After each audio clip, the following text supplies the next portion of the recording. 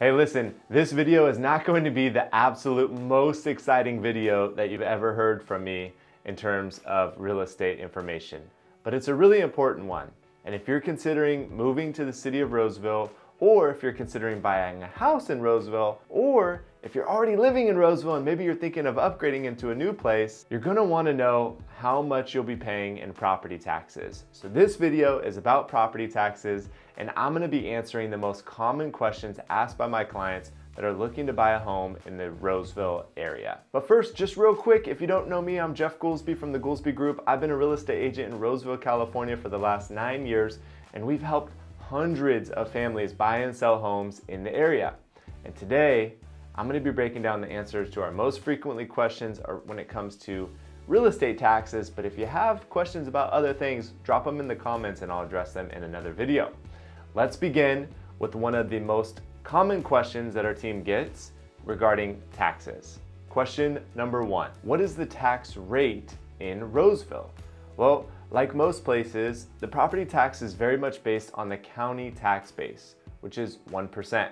That's for Placer County. Luckily, for us Rosevillians, there aren't a whole lot of large additional taxes that are applied to our tax bill through the city or through voter-approved tax bills, at least not a large amount. However, there are several small taxes, usually about 5 to 7 voter-approved taxes. These could be city, school, or special agency related that are applied to your property tax bill, but they're usually pretty low and add up to about 0.1%. Now, if you purchase a home that was built in the last 20 years, especially in the last 10 to 15 years, you will likely have Melrose tax. And those can range from as small as 0.05% up to 0.25%. So it's safe though to average out the tax rate in Roseville, California to about 1.15% for property taxes in Roseville. Now, the next common question number 2 is like, hold up, what are these Melrose taxes that you're referring to? How much are they? How long do I pay and why? So first, let me address the what and the why. Melrose taxes were mentioned earlier, but I didn't explain all of what they are, so I'm gonna do that right now. In order to develop subdivisions in Roseville, the cost of the development is funded by bonds. Now, this is more of a cost-effective plan for the builder and the developer, and it helps keep the costs of construction low and the costs for purchasing the home low. Let's say it costs about $1 million to develop just a really small little portion of a street in a subdivision. You've got streets, you've got sidewalks, you've got storm drains, you've got street lights, you've got landscaping, you have maybe a retaining wall, you have things that need to be built in order to develop the subdivision. Let's say it costs $1 million to develop that small little portion on that little small street, and there's about 10 houses that are on that section. Now, if the developer paid that cost up front, they would surely pass it on to the builder, and the builder would for sure pass it on to the consumer or the home buyer.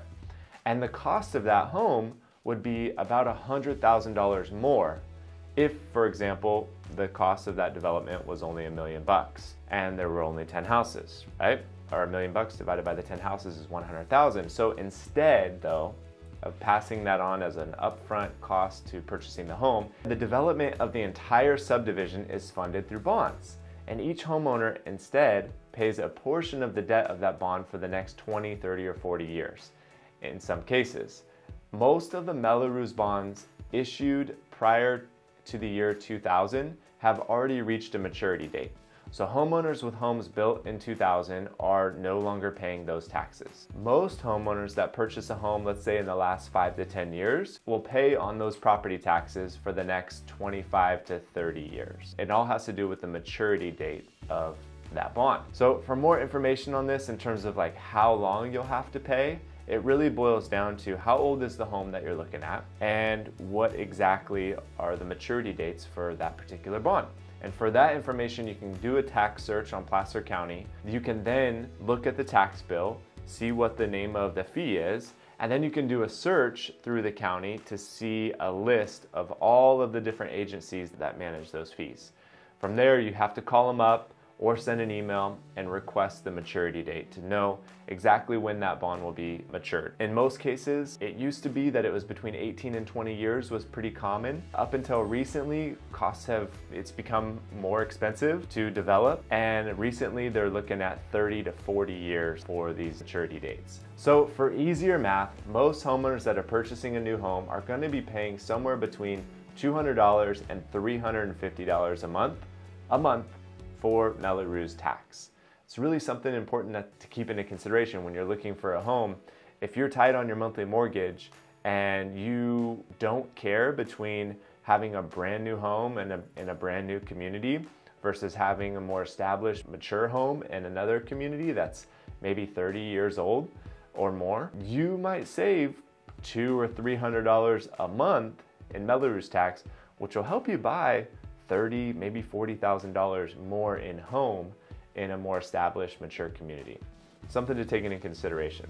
All right, question number 3. Estimates for property taxes are great, in terms of 1.15 or 1.2%, but how can I really know? The question that we most commonly get is, what are the exact taxes for this property? Now, there are 2 ways to tell what your taxes are. The exact way to know is by going to the Placer County website, searching for the property address. You can literally type in the property address. You can look up the prior year's tax bill, and you can see the exact tax bill. It's public record. The second way is one of my favorite little hacks, but it doesn't always work perfectly, and it does require that the property has sold sometime recently. So this hack is to go to Zillow. You could probably use realtor.com or some of the other websites. Certainly our website has this information as well, but let's say you go to Zillow. If the property has sold within the last few years, there's a simple little math trick that you can do to determine roughly how much the direct charges and the Mello-Roos will be. So here's what you do. You look for the amount that the home sold for most recently. So in my example, I pulled up a home here on Zillow and it looks like it sold recently for $595,000. Under the part that says prices and tax history, I can see what the prior year's tax assessment was and what the actual tax bill was. So I can see that the prior year tax assessment was $595,000. Well, I take 1%, so that is $5,950. That we know for sure from our question number 1 is our Placer County tax base. So I'm gonna write down that number, $5,950. Then I take a look at the total tax amount for that year, and it says it right there on Zillow. And what I'm gonna do is I'm gonna take that total tax amount, which it looks like is $9,000 in my example here. I'm gonna subtract $5,950. Now the difference is a pretty close representation of what your Mello-Roos and direct charges will be. So in this case, about 3,000 bucks. From there, if I were to go ahead and purchase this home, and in this case, I'm looking at an $800,000 home, my property tax base will be at 1%, which is $8,000, and it'll be an additional $3,000 in Mello-Roos. For how long, I don't know because I have to do further research for that, but my total tax bill is gonna be pretty close to about 11,000 bucks. Easy little hack, you gotta do a little bit of math. Might help to have a notepad handy when you do that, but that's one way that you can really understand the property taxes for your one specific property. And again, if you're looking at homes that are built in 2000 or prior, you really aren't gonna have to worry too much about direct charges and property taxes because there's not a bunch of them, at least in Roseville. Hey, so those are the few of the questions that we've received over the years when it comes to property tax, the most common ones at least. And as I mentioned earlier, we've helped so many families buy or sell homes in the Roseville area. We've received a ton of questions over the years. There's no way that we could do a video for every single question that we've received and answered, but we're down to give it a shot. So if you have specific questions that you think would help you understand the market a little bit better, understand the process of buying or selling a home, drop a comment. We want to know what they are so that we can answer them for you. I'm Jeff Goolsby from the Goolsby Group. It is my mission to help people win in real estate. Reach out to our team if you are looking to accomplish some goals with buying or selling a home.